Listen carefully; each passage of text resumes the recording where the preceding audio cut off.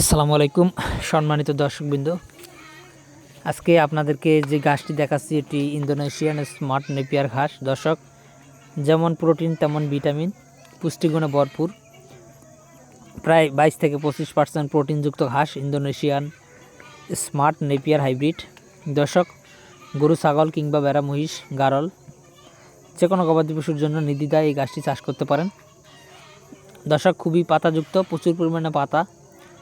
আপনারা হয়তো অনেকেই জেনে থাকবেন যে যেসব ঘাসে পাতা বেশি থাকে সেসব ঘাস গরু ছাগল বেশি পছন্দ করে, অর্থাৎ ঘাসের আপনার ডাঁটার থেকে পাতার অংশটাই গরু ছাগল বেশি পছন্দ করে এবং বেশি খায়। তো দর্শক, সেক্ষেত্রে এই ইন্দোনেশিয়ান স্মার্ট নেপিয়ার ঘাস প্রচুর পরিমাণে পাতা হওয়াতে এটা গরু ছাগলের খুবই পছন্দের একটি ঘাস।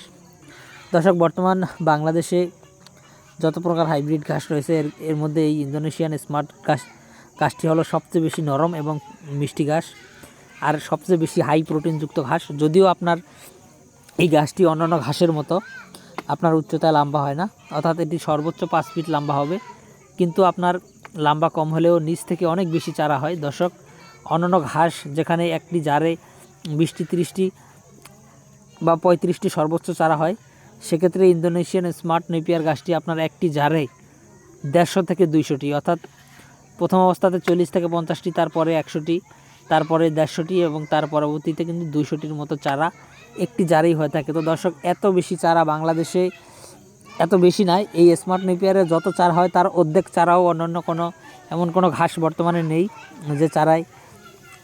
যে ঘাসে অর্ধেক চারা হয়। তো দর্শক, যদিও একটি নতুন জাতের ঘাস বাংলাদেশে এসেছে, সেই গুয়াতিমালা, সেটিতে মোটামুটি ভালো চারা হয়। আমরা নতুন লাগিয়েছি, আমাদের প্রথম অবস্থাতেই গুয়াতেমালাতে 40 থেকে 50টির মতো চারা কিন্তু হয়েছে। শুধুমাত্র